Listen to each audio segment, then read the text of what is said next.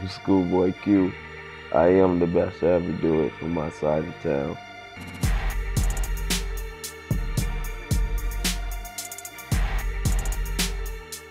Right now is the highest point of my career. A couple months ago, it was the lowest point of my career. Just dealing with the stress and, you know what I mean, like samples and basically hearing I'm about to have a whole different sounding album, you know, like that's stressful, but it all ended up working out. You know, I was stuck. I was like uninspired at one point, like for a month. And I just couldn't find the last few records I wanted on my album. Then one day it just came back to me. Then it was back jumping again, you know. The best part was finishing it, like, you know, like knowing it's done, like it's a wrap. And giving it over to Ali, you know, like that's the best part. This whole time while I was creating this album, that was like really all I was listening to. Corrupt and, you know, Dog Pound, Daz, Sugar Free. I wish I could have got Daz on something, but it was just necessary. This album just sounded so like it needed to have Sugar Free on it, you know, like I don't think I would have been happy about my album if I didn't get Corrupt and Sugar Free on it.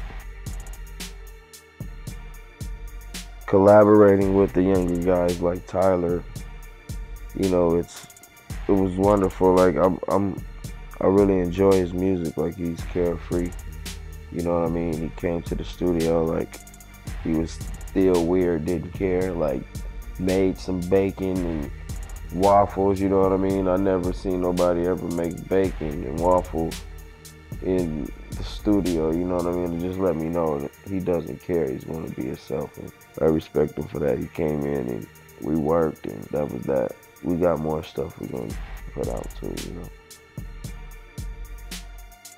That's obvious they don't come where I come from, so they wouldn't understand me describing hopping a fence, dogs bark in the backyard rooting for me, out of shape belly, courtesy of 40, spoiled, only child baby boy Jody. Like they wouldn't understand those lines because they didn't grow up the way I grew up.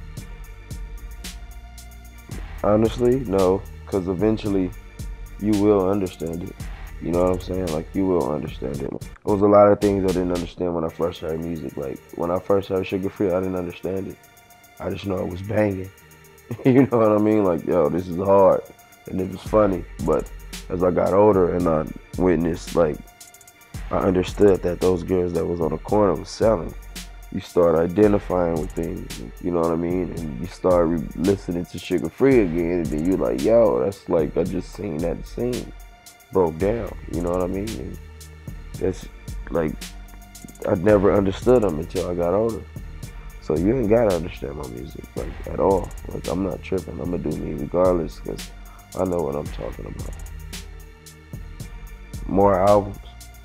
If I could put the date out now, I would. If I could put the title out now, I would. I already have a title for my next album. Right now, it's just so necessary for me to spit this because my life then took a whole different change, like a whole different turn from what I'm rapping about on this album.